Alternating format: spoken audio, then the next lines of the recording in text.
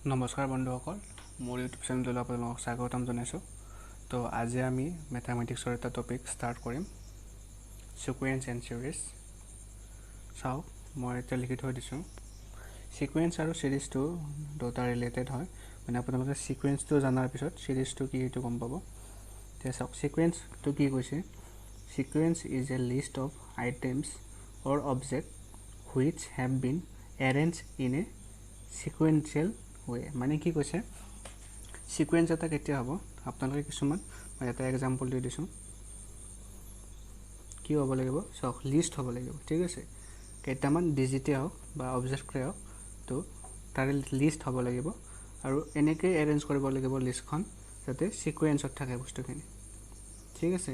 ছিকুৱেঞ্চত মানে চাওক, ধৰি লওক মই এটা লিখিছোঁ ছিকুৱেঞ্চ 2, 4, 6, 8, ঠিক আছে। এতিয়া চাওক, এই যে লিষ্ট হ'ল, এইটো এটা লিষ্ট আছে, ঠিক আছে। কালেকশ্যন হয়, কালেকশ্যনবিলাকত চাওক যিটো ডিফাৰেঞ্চ আছে, ইয়াৰ পৰাই যদি আমি এইখিনি ডিফাৰেঞ্চ চাওঁ, তো 2 আছে, এইটো 2 আছে, মানে 2কৈ বাঢ়ি যাই আছে, 2ৰ পৰা 4, 4ৰ পৰা 6, 6ৰ পৰা 8। তো এইটো যে এটা মাজত ডিফাৰেঞ্চ, এটা যিকোনো এটা ডিফাৰেঞ্চত বাঢ়ি যাই আছে, যিটো ডিফাৰেঞ্চত বাঢ়ি যাই আছে, এইটো এনেকৈ যদি যাই থাকে, এইটো কয় ছিকুৱেঞ্চ। মানে এনে আপুনি লিখি গ'লে নহ'ব, ৰেণ্ডমলি লিখি গ'লে নহ'ব, এটা মানে ছিকুৱেঞ্চিয়েল হ'ব লাগিব। আৰু এটা চাব, 1 লিখিছোঁ, 3 লিখিছোঁ, তাৰপিছত আপোনাৰ 6 লিখিছোঁ, তাৰপিছত 10 লিখিছোঁ। ইয়াতে চাওক, ইয়াতে আপোনাৰ 2 বাঢ়িছে, নেক্সট 3 বাঢ়িছে, নেক্সট 4 বাঢ়িছে। তাৰমানে ইয়াতে কি হৈছে, এককৈ বেছিকৈ বাঢ়ি যাই আছে। ফাৰ্ষ্টৰ যিটো আমাৰ এক্সাম্পল আছিল, তাতে আপোনাৰ 2কৈ বাঢ়ি গৈছিল। ছেকেণ্ড যিটো এক্সাম্পল, তাতে আপোনাৰ 2 ফাৰ্ষ্টতে বাঢ়িছে, তাৰপিছত 3 বাঢ়িছে, তাৰপিছত 4 বাঢ়িছে। মানে এইবাৰ কি বাঢ়িব লাগিব, 5 বাঢ়িব লাগিব, মানে 15 হ'ব লাগিব। এইটো যিটো আমি মানে এটা হেৰিত লিখিছোঁ, আপোনাৰ এনে লিখিলে নহ'ব, এৰেঞ্জ কৰিছোঁ যিবিলাক, তো এটা ধুনীয়া ছিকুৱেঞ্চিয়েল ৱেত আমি যাই আছোঁ। তো এইটো হৈছে ছিকুৱেঞ্চ, ঠিক আছে। এবাৰ ছিৰিজটো চাওক, ছিকুৱেঞ্চটো বুজি পালে। ছিৰিজটো হ'লে কি হ'ব লাগিব, a series is the sum of all the items in a sequence. মানে কি কৈছে, এটা ছিৰিজ হ'বলৈ হ'লে কি হ'ব লাগিব, ছাম হ'ব লাগিব। ছাম মানে কি, যোগফল হ'ব লাগিব। Sum of all the terms in a sequence. ধৰি লওক এইটো ছিকুৱেঞ্চ লৈছোঁ আমি, 2, 4, 6, 8, আমি ইয়ালৈকে লৈছোঁ। তো কি কৈছে, এই ছিকুৱেঞ্চটো কেতিয়া ছিৰিজ হ'ব, যদি যিকেইটা টাৰ্মছ আছে, টাৰ্মকেইটা ছাম হ'ব লাগিব। ছাম মানে কি, যোগ।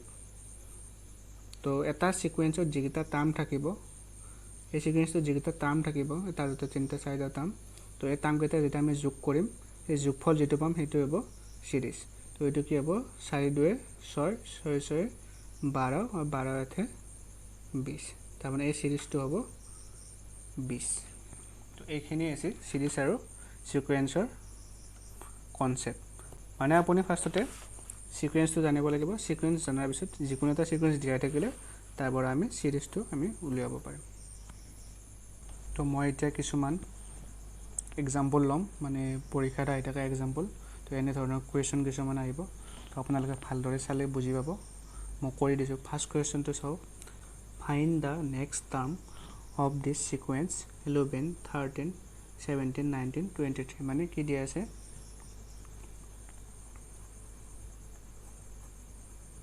11 13 17 19 আৰু 23 এইকেইটা দিয়া আছে ছিকুৱেঞ্চত। তো নেক্সট যিটো হ'ব সেইটো কি হ'ব সুধিছে, অপশ্যন এইকেইটা আছে। এতিয়া চাওক, এনেকুৱা কুৱেশ্যন থাকিলে সদায় যিবিলাক টাৰ্ম থাকে, কাষৰ টাৰ্ম থাকে, সেইকেইটা কম্পেয়াৰ কৰি চাব, কিমান ডিফাৰেঞ্চ আছে, কিমানকৈ বাঢ়ি আছে। তো এই দুটা চাওকচোন, এই দুটাৰ মাজত ডিফাৰেঞ্চ কিমান আছে, 2 আছে। এইকেইটাৰ মাজত ডিফাৰেঞ্চ কিমান আছে, 4 আছে, ঠিক আছে। এই দুটাৰ মাজত 2 আছে, এইকেইটাৰ মাজত 4 আছে। তো আপোনালোকে ধৰিব পাৰিছে নিশ্চয়, প্ৰথমটোত 2 বাঢ়িছে, নেক্সটত 4 বাঢ়িছে, নেক্সটত 2 বাঢ়িছে, নেক্সটত 4 বাঢ়িছে। তাৰমানে এইবাৰ কিমান বাঢ়িব লাগিব, 2 বাঢ়িব লাগিব। তো 23ৰ পৰা যদি 2 বাঢ়ে, তো কিমান হ'ব, অবভিয়াছলি 25 হ'ব। তো অপশ্যন হ'ব 25। সেইকাৰণে কি কৰিব, সদায় টাৰ্মবিলাকৰ ডিফাৰেঞ্চবিলাক চাই যাব। ডিফাৰেঞ্চবিলাক চালে মানে ৰিলেশ্যনটো চাব, কি ৰিলেশ্যনত বাঢ়ি গৈছে বা কমি গৈছে, সেইটো বস্তু যদি আপোনালোকে ভিজুৱেলাইজ কৰে তেতিয়াহ'লে গম পাই যাব। নেক্সট কুৱেশ্যনটো চাওক।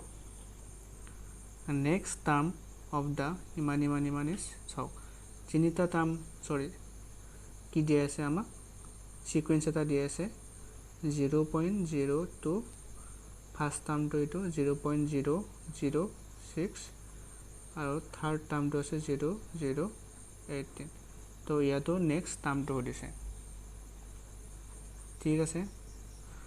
তো চাওক, আমি যদি এইটো অলপ ভালদৰে লক্ষ্য কৰোঁ গম পাম যে ইয়াৰে লগত আপুনি যদি হৰণ কৰি চাই বা এনে চাই গম পাব 3 পূৰণ কৰিছে, 3 2 6, 6 3 18। তো 3 পূৰণ হৈ যায় আছে, কিন্তু আমি যদি 3 পূৰণ কৰোঁ চাবচোন 0.02 পূৰণ 3, আপোনালোকে দশমিকৰ পূৰণ জানেই, 3 2 6। তো 2 ঘৰৰ আগত দশমিক আছে, তো এইটো হ'ব। কিন্তু চাওক ইয়াতে দুটা শূন্য আছে, ইয়াতে কিন্তু এটা শূন্য আছে, মানে কি 3 পূৰণ কৰিলে আমাৰ নহ'ব, দশমিক শূন্য এটা বেছি আছে মানে দশমিক এটা বেছিকৈ লাগিব। তাৰমানে আমি যদি 0.02 পূৰণ 03 কৰোঁ তেতিয়াহ'লে আমি কি পাম, 3 2 6 আৰু শূন্য কেইটা হ'ব, এটা দুটা, মানে টোটেল 3 ঘৰৰ আগত দশমিক। তো আমি এইটো পাই গ'লোঁ। তাৰমানে আমি কি কৰিব লাগিব, এইটোৰ লগতো 0.06, এইটোৰ লগতো আমি কি পূৰণ কৰিব লাগিব, 0.3। তো চাওক 6 3 18, কেইঘৰৰ আগত দশমিক হ'ব, ইয়াতে টোটেল 1 ঘৰ 2 3 4, 4 ঘৰৰ আগত 1 2 3 4। চাওক পাইছোঁ আমি 0.018। এইবাৰ আৰু 0.0018ৰ লগত 0.3 পূৰণ কৰিব লাগিব। তো 18 3 সকলোৱে জানে কিমান, 54। দশমিক কেইঘৰৰ আগত হ'ব, 1 ঘৰ 2 3 4 5 ঘৰৰ আগত হ'ব, 1 2 3 4 5, মানে 0.0054। তো অপশ্যন হ'ব এইটো। তো বেছি টান নহয়, মানে কিছুমান বস্তু নিজে অলপ ভাবি চাব লাগিব। আপোনালোকে যেতিয়া বেছিকৈ কৰিব এনেকুৱা অংক, যিহেতু ছিকুৱেঞ্চৰ অংক বহুত আহি থাকে, বেছিকৈ অংক কৰিলে আপোনালোকৰ এইটো মানে গম পোৱা হৈ যাব কি বস্তু পূৰণ কৰিলে কি আহিব। তো এইবাৰ কুৱেশ্যনটো চাওক। 5 17 14 26 23 35 32 আৰু 46। ইয়াতে চাওক 5ৰ পৰা 17 বাঢ়ি গৈছে, কিন্তু 3 নম্বৰ টাৰ্মটোত আৰু কমি আহিছে। তো এইটোত অলপ কনফিউজ হোৱা দেখা যায়। কিন্তু এটা বস্তু চাওক, আমি যদি এটা এৰি এটা চাওঁ, 5ৰ পৰা 14, 14ৰ পৰা 23 এনেকৈ যদি চাওঁ, এবাৰ চাওকচোন, 5ৰ পৰা 14 এইটো বাঢ়ি গৈছে, 23 বাঢ়ি গৈছে, এনেকৈ কিন্তু যদি আমি চাওঁ এটা এৰি এটা, তো তেতিয়া বস্তুটো মিলি আছে। কিন্তু এটা এটাকৈ চালে 3 নম্বৰ টাৰ্মটোত, ছেকেণ্ড নম্বৰ টাৰ্মটোতকৈ 3 নম্বৰ টাৰ্মটো কমি অহা দেখা গৈছে। তাৰমানে আমি এটা এৰি এটা চাব লাগিব। এইকেইটা নাচালেও হ'ব, কাৰণ আমাক এইটো বস্তু লাগেতো, ইয়াৰে পিছত টাৰ্মটো লাগে। তো এইকেইটা চালেও হৈ যাব, ওপৰৰ এইকেইটা নাচালেও হ'ব, এইকেইটা চাব নালাগে। এতিয়া চাওক ডিফাৰেঞ্চটো চাওক, 5 9 14, মানে 9 বাঢ়ি গৈছে। 14ৰ লগত কিমান যোগ কৰিলে হ'ব, 9। 23ৰ লগত 9, তাৰমানে গোটেইকেইটাতে 9কৈ বাঢ়ি যাই আছে এটা এৰি এটা। তাৰমানে এইটোতো কি হ'ব, 9 বাঢ়ি যাব। তো 9 বাঢ়ি গ'লে কিমান হ'ব, 9 10 11, মানে এইটো যদি আমি পাওঁ 41, 32 যোগ 9, ঠিক আছে 41। তো আমাৰ অপশ্যন হ'ব 41। খুবেই সহজ, সকলোতে খালি আপোনালোকে ডিফাৰেঞ্চবিলাক ভালদৰে চাই যাব। মেইন বস্তুটো ডিফাৰেঞ্চ। 4 নম্বৰ কুৱেশ্যনটো চাওক। ইয়াতে এটা ছিকুৱেঞ্চ দিছে আৰু এনেকৈ এবাৰ চাওক, এবাৰ নেক্সট টাৰ্মটো সোধা নাই আমাক, কেই নম্বৰ টাৰ্মটো হৈছে 20 নম্বৰ যিটো টাৰ্ম হ'ব, মানে এইটো 1 2 3 এনেকৈ গণি যাই থাকিলে যিটো 20 নম্বৰ টাৰ্ম হ'ব। তো চাওক এনেকুৱা কুৱেশ্যনত আপোনালোকে এটা ফৰ্মুলা আছে, ফৰ্মুলাটো এপ্লাই কৰিব। আচলতে এইটো ক্লাছ 10ৰ মেথামেটিক্সত আছে। তো চাওক ফৰ্মুলাটো এনেকুৱা, ফাৰ্ষ্টতে চাওঁ যদি ডিফাৰেঞ্চটো একে থাকে চাওক 10ৰ পৰা 7 কিমান আছে 3 আৰু 10ৰ পৰা 13 3 মানে ডিফাৰেঞ্চটো যেতিয়া একে থাকে তেতিয়া এই নিয়মটো আচলতে এপ্লাই কৰা হয় তো যেটা আমাৰ ফাৰ্ষ্ট টাৰ্ম আছে সেইটো আমি লিখিব লাগে a বুলি ঠিক আছে a হল 7 আৰু মাজৰ যেটো ডিফাৰেন্স আছে সেইটো আমি লিখো d বুলি ভালদৰে মনত ৰাখিব এটো সকলোতে একে হয় যেটো আমাৰ সিকোয়েন্স দিয়া থাকিব তাৰে ফাৰ্ষ্ট টাৰ্মটো আমি a বুলি ৰিপ্ৰেজেন্ট কৰিব লাগে আৰু যেটো ডিফাৰেন্স থাকিব মানে মাজৰ যিমানকে বাঢ়ি যায় আছে এটো হল d এতিয়া চাওক আমাক k নম্বৰ টাৰ্ম উলিয়াব দিছে 20 নম্বৰ টাৰ্ম তো আমি ইয়াতে লিখিম যেটা আমাক 20 নম্বৰ টাৰ্ম উলিয়াব দিছে আমি লিখিম a20 মানে 20 নম্বৰ টাৰ্ম তো ফৰ্মুলাটো হল 20 নম্বৰ টাৰ্ম যেতিয়া উলিয়াব দিব a plus 19d এটো হৈছে ফৰ্মুলা মানে ইয়াতে যিমান নম্বৰ টাৰ্ম উলিয়াব দে তাতকে ইয়াতে এক কমে যায় ধৰি লওক আমাক a 22 উলিয়াব দিছে তো ইয়াতে হ'ব a plus 21 পূৰণ d এটো পূৰণ হৈ আছে তো চাওক আমি 20 নম্বৰ টাৰ্মৰ কথা কৈছে তো a plus 19d তো ফৰ্মুলা মতে আপুনি মানবিলাক বহাওক a আছে কিমান 7 তো 19 অৰ্থাৎ 19 পূৰণ d ৰ মান আছে 3 তো 7 plus 9 3 গুণ 27 2 3 গুণ 3 4 5 তো 7 14 তো 64 তো आंसर আমি কি বলো 64 মানে 20 নম্বৰ টাৰ্মটো হ'ব 64 তো খুবেই সহজ ধৰি লওক মই আৰু এটা কৰি দিছো ধৰি লওক আপোনালোকক 1 নম্বৰ টাৰ্মটো উলিয়াব দিছে তো সেম প্ৰসেস a হ'ব 7 a আৰু d চেঞ্জ নহয় এটো ক্ষেত্ৰত খালি আমাৰ এটো 1 নম্বৰ টাৰ্ম উলিয়াব দিলে 1 অলপ ডাঙৰ হৈ যাব ধৰি লওক মই 10 নম্বৰ টাৰ্ম উলিয়াইছো তো কি হ'ব ফৰ্মুলা মতে a plus যেটোতে 10 আছে এক কমি যাবতে 9 পূৰণ d সব এৰ জায়গাত হ'ব 7 9 পূৰণ নিৰ জায়গাত হ'ব 3 তো 7 যোগ আগে পূৰণৰ কাম 9 3 গুণ 27 7 14 34 তো যিমান এনেকুৱা অংক দিয়া থাকে 20 নম্বৰ দিয়ে 1000 দিয়ে যিমান দিয়ে আপোনালোকে এনেকে এটো ফৰ্মুলা ইউজ কৰি কৰিব পাৰিব ফৰ্মুলাটো ভালদৰে মনত ৰাখিলে হ'ল এই ফৰ্মুলাটো ভালদৰে মনত ৰাখিব খালি এটো চাব যাতে ইয়াৰ যেটো মানে গ্ৰোথ হৈ আছে যেটো এৰি গ্ৰোথ হৈ আছে হাৰৰ গ্ৰোথ হৈ আছে এটো যাতে একে থাকে 3 এটা আমি 3 পাইছো কাৰণে ডিটো 3 আছে ডিফাৰেন্সটো যাতে একে থাকে 5 নম্বৰ কোৱেশ্চনটো চাও what will come at the place of question mark মানে এই যে মাজত question mark টো দিছে 19 25 49 তো ইয়াতে কি আহিব সুধিছে মই লিখি দিছো সিকোয়েন্সটো চাব মানে অবজাৰভেশনটো মেইন কথা ইয়াতে সিকোয়েন্স মানে আপোনাৰ অবজাৰভেশন যিমানে আপোনাৰ অবজাৰভেশন পাৱাৰটো আহিব হিমানে আপুনি কৰিব সহজ হ'ব আৰু অবজাৰভেশনটো আপোনাৰ কেতিয়া ডেভেলপ হ'ব যেতিয়া এনেকুৱা ষ্টাইলৰ অংকবিলাক কৰি থাকিব তো আমাক কৈছে যে এই যে কোৱেশ্চন মাৰ্ক আছে ইয়াৰ অৰ্থ কি হ'ব তে চাওক আমি যেটো লক্ষ্য কৰো এই গোটেইকেইটা সংখ্যা পূৰ্ণবৰ্গ সংখ্যা হয় স্কয়াৰ নাম্বাৰ সো একটো কাৰ পূৰ্ণবৰ্গ 1 square 9 to car 3 square 25 to 5 square 49 to 7 square এটা চাওক এই যে আমি সংখ্যা কেইটা পালো 1 3 5 7 তো গোটেই কেইটা কি অযুগ্ম সংখ্যা সিরিয়ালি যায় আছে উইদাউট গ্যাপ তো 1 3 5 7 তাৰ পিছত কি আহে 9 তাৰ মানে ইয়াতে কি আহিব 9 স্কয়াৰ তো 9 স্কয়াৰ মানে কিমান 81 এটো সব দৰকাৰ নাই এটো obviously 11 স্কয়াৰ হ'ব তো খুবেই সহজ 1357 তো আমাক এটো মিসিং আছিল তো এটো কানি হৈ গল 9 স্কয়াৰ তো আমাৰ আনসাৰটো হ'ব 81 নম্বৰ কোৱেশ্চনটো চাও what will come at the place of question mark এই কোৱেশ্চন মাৰ্কটো মানে ইয়াৰ পিছত নেক্সট কি নাম্বাৰ আহিব তো একে আপোনালোকে ডিফাৰেন্সটো চাই লওক 4 7 12 19 আৰু 28 তো ইয়াৰ পিছত কি আহিব দিছে তো আমি যদি ডিফাৰেন্সটো লক্ষ্য কৰো ইয়াতে আছে 3 এটো আছে 5 এইটো আছে আপোনাৰ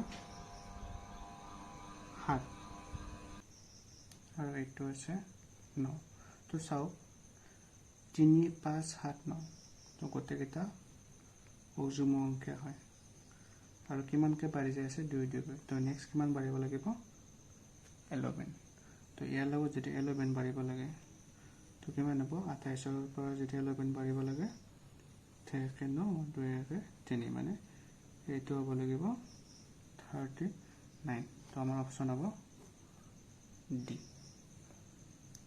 ঠিক আছে 7 নম্বৰ কুৱেশ্যনটো চাওঁ এগেইন সেম কুৱেশ্যন তো আপোনালোকে যদি কিছুমানে জানে এনেকুৱা অংক তো নিজকে টেষ্ট কৰিব পাৰে আপোনালোকে ভিডিঅ'টো প'ষ্ট কৰিব প'ষ্ট কৰি কিনে এনসাৰটো কৰিব ট্ৰাই কৰিব আৰু পিছত প্লে কৰি কিনে এনসাৰটো মিলাব ট্ৰাই কৰিব আৰু যিসকলে নাজানে সেইসকলে চাই থাকক চাওক 6 11 21 36 আৰু 56 তো ইয়াতে এগেইন ডিফাৰেন্সটো চাওক 5 10 এটা যদি চাই চাওক কিমান হ'ব 6 গ'ল 5 3 2 গ'ল 1 এবাৰ চাওক 20 তাৰমানে কি আছে ইয়াতে 5 5 কৈ বাঢ়ি গৈছে ফাৰ্ষ্টতে 5 4 10 15 20 মানে এইবাৰ কিমান হ'ব লাগিব 25 তাৰমানে 56 ৰ লগত যদি আমি 25 যোগ কৰোঁ 6 আছে 11 5 6 7 8 ঠিক আছে তাৰমানে ইয়াতে হ'ব 81 তো আমাৰ অপশ্যন হ'ব চি নেক্সট কুৱেশ্যনটো চাওঁ what will come at the place of question mark again same এইটো অলপ ভালকৈ মন দিব এইটো অলপ মডাৰেট কুৱেশ্যনটো হাৰ্ড বুলি নকওঁ তো ফাৰ্ষ্টতে আছে 10 তো এইটো আপোনালোকে ডিফাৰেঞ্চ উলিয়ালে ভালদৰে নোৱাৰিব এইটো অবজাৰ্ভেশ্যন কৰিব লাগিব চাওক 10ৰ লগত 10টো বাৰু সেনেকৈ থাকিব 10ৰ পিছত কি আছে 100 তো চাওক আমি যদি 10ৰ লগত 90 প্লাছ কৰোঁ তো কিমান পাওঁ 100 তো ইয়াৰে লগত 90 প্লাছ হৈছে এতিয়া যদি চাওক নেক্সট আমি কি আছে ইয়াতে 100ৰ লগত কি এনেকুৱা সংখ্যা যোগ কৰিলে আমি 200 পাম 100 ঠিক আছে এবাৰ আমি কিমান লাগে 200 আছে তো সিৰিজত যিকেইটা আছে সিকুৱেন্সত যিকেইটা আছে তো একেটা ইয়াতে লিখি যাওক 10 100 200 310 আৰু ইয়াতে আমি এইকেইটা সংখ্যা পাব লাগিব সিকুৱেন্সত থকা সংখ্যাকেইটা ইয়াতে আমি পাব লাগিব তো 10ৰ লগত এনেকুৱা কি সংখ্যা যোগ কৰোঁতে আমি 100 পালোঁ 90 100ৰ লগত কি সংখ্যা যোগ কৰোঁতে 200 পালোঁ 100 তো চাওক এইটো 10 10কৈ বাঢ়ি আহিছে না তো এইটো যদি আমি 110 যোগ কৰোঁ কিমান পাম 310 তো পালোঁ নে 310 তো আমি 310ৰ লগত কি এনেকুৱা সংখ্যা যোগ কৰিব লাগিব চাওক 10 10কৈ বাঢ়ি আহি আছে তো 90 100 110 120 মানে হ'ব 430 ভালদৰে চাব এইটো যিসকলে বুজি পোৱা নাই ৰিপিট কৰি চাব মানে আমি কি কৰিছোঁ 90 100 110 120 10 10কৈ বাঢ়াই কিনে আমি এইটো যোগ কৰি গৈছোঁ 10 10কৈ বাঢ়ি যাই আছে তো ইয়াৰে লগত 90 যোগ কৰিছোঁ তাৰপিছত 100 যোগ কৰিছোঁ 110 লাষ্টত 120 তো আমাৰ অপশ্যন হ'ব 8 লাষ্ট অংক দুটা চাওক 9 আৰু 10 তো এইকেইটা সিৰিজৰ অংক হয় সিৰিজ মানে কি যিকেইটা এইটো সিকুৱেন্স দিয়া আছে গোটেইকেইটাৰ যোগফল উলিয়াব দিছে তো ইয়াতে মই এটা ফৰ্মুলা ইউজ কৰিম এই ফৰ্মুলাটো আপোনালোকে মনত ৰাখিলে কৰি সহজ পাব ফৰ্মুলাটো যেতিয়া আপোনাক এটা সিকুৱেন্সৰ সিৰিজ উলিয়াব দিয়ে তো আমি এইটো ফৰ্মুলা ইউজ কৰোঁ SN = n/2 a plus l এতিয়া চাওক a মানে কি a মানে আছে আপোনাৰ যেটো সিকুৱেন্স থাকিব তাৰে ফাৰ্স্ট টাৰ্মটো আৰু l মানে আছে তো লাষ্ট টাৰ্ম থাকিব তো a আৰু l ৰ মিনিং আছে এইটো ফাৰ্স্ট টাৰ্ম আৰু লাষ্ট টাৰ্ম তো এন মানে কি চাওক এন মানে হৈছে এই সিকুৱেন্সটোত কিমানটা ডিজিট আছে ঠিক নাম্বাৰ অফ ডিজিট তো এই সিকুৱেন্সটোত যিমানটা ডিজিট থাকিব সেইটো হ'ব এনৰ মান তো এইটোত চাওক এইটোত ফাৰ্ষ্ট অংক কি আছে 1 আছে এটা চাওক যদি 1 থাকে তো এর মান কিমান হ'ব 1 লাষ্ট অংক কি আছে 100 মানে এল হ'ব 100 তো এই দুটাটো বুজি পালে এ মানে কি আছিল ফাৰ্ষ্ট টাৰ্ম এল মানে আছিল লাষ্ট টাৰ্ম তো এইটো সিকুৱেন্সৰ ফাৰ্ষ্ট টাৰ্ম আছে 1 লাষ্ট টাৰ্ম আছে 100 তো 1 আৰু 100 টেল এন এন মানে ইয়াতে কিমানটা সংখ্যা আছে তো আপোনালোকে দেখা পাইছে সিৰিয়ালি দি আছে 1 2 3 4 আপ টু 100 কিমানটা থাকিব 100 টা তো আমাক লাগে গোটেইটা যোগফল লাগে তো এই ফৰ্মুলাটো আমি বহাই দিম s n equal to n/2 a plus l তো n/2 মানে কিমান হ'ব 100/2 और सब a plus l माने 1 plus 100 तो कैंसिल যাব 50 থাকিব তো কিমান হল 50 ব্র্যাকেট মানে পূরণ হয়েছে আর ভিতৰত তো যোগ কৰিলে 101 তো আমি গোটেইটা যোগ কৰিলে 101 পালো ন এটা পূৰণ কৰি দিম আমি পূৰণ কৰিলে হ'ব 5050 তো অপশন হ'ব তেনেহলে আজিৰ ভিডিওটোৰ শেষৰ কোৱেশ্চনটো চাও এটো আমাৰ 9 নম্বৰ কোৱেশ্চনটোৰ দৰে একদম একেই হয় ইয়াতে চাও কি কৈছে 1 + 3 + 5 + 99 লৈকে দিছে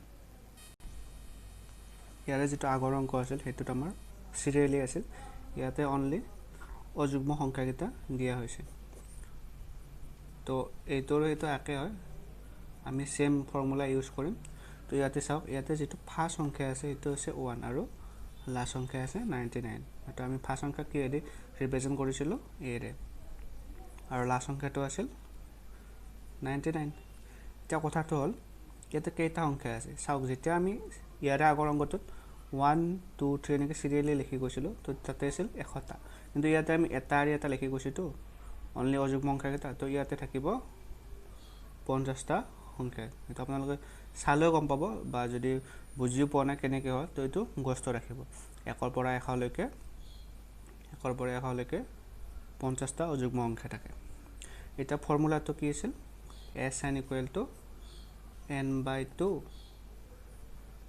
a plus l তো n ৰ মান কিমান আছে 50 আৰু ইয়াতে হ'ব 1 plus 99 যেটো এৰ মান 1 আৰু l ৰ মান 99 তো এটো যদি আমি কাটাকাটি কৰো 25 তো ইয়াতে ইনটু হৈ আছে 99 plus 1 তো হ'ব আপোনাৰ 100 তো কিমান হ'ব এটো 100 ৰ লগত যিকোনো সংখ্যা পূৰণ কৰিলে পিছফালে দুটা শূন্য তো বহুত সিম্পল আপুনি যদি এনে এটো ফৰ্মুলা নাজানে আপুনি এনেকৈ গণি থাকিব লাগিব 1 3 এনেকৈ তো বহুত টাইম গুচি যাব তো এটো আপোনাৰ 1 মিনিটত হৈ গ'ল তো আমাৰ আনসাৰ হ'ব 2500 তো এনেকুৱা টাইপৰ অংক কিছুমান আহিব আপোনালোকে যেতিয়া ফৰ্মুলাবিলাক ভালকৈ মন ৰাখিব তেতিয়া অংকবিলাক কৰিব সহজ পাব আজিলৈ ভিডিওটো ইমানে যদি এই ভিডিওটো চাই ভাল পাইছে লাইক আৰু শ্বেয়াৰ কৰি দিব ধন্যবাদ